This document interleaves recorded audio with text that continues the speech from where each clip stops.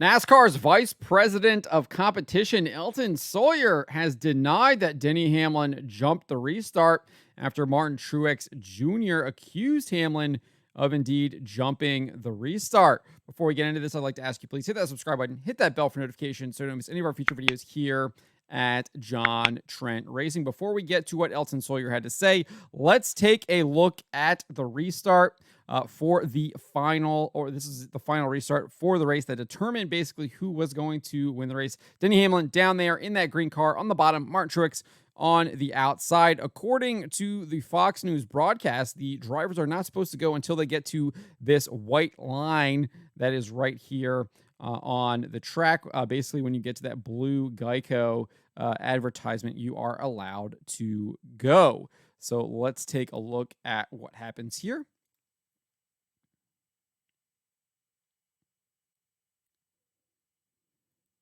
It does indeed look like Hamlin goes before he gets to that white line. Obviously, you can even see right here, he has 3/4 of a car on Martin Truex Jr. by the time they are about to exit the restart zone. Let's take a look at it again.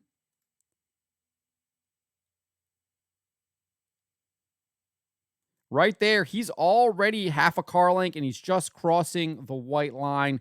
It does indeed looks like he goes before he gets to the restart line, has a half a car length on Martin Truex Jr. as he's crossing the line.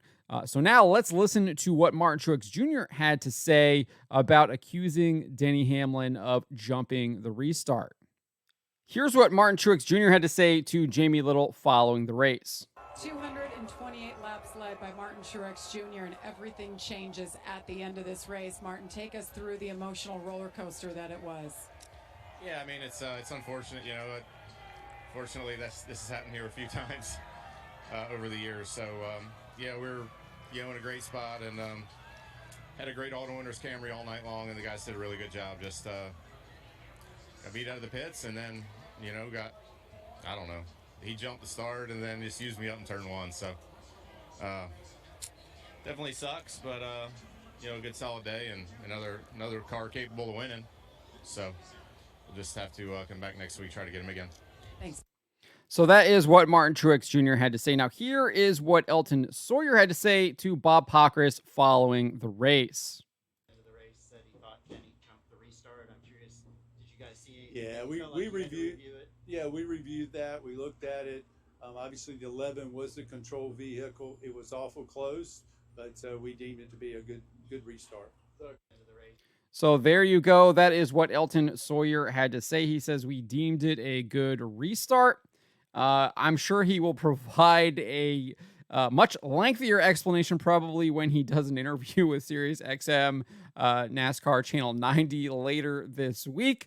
But he's saying that they deemed it a good restart. I think by my eyeball test, Hamlin definitely did indeed jump the restart.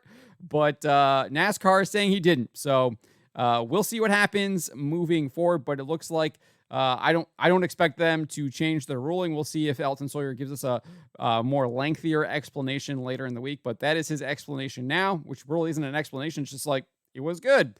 But let me know what you guys make of what he had to say here.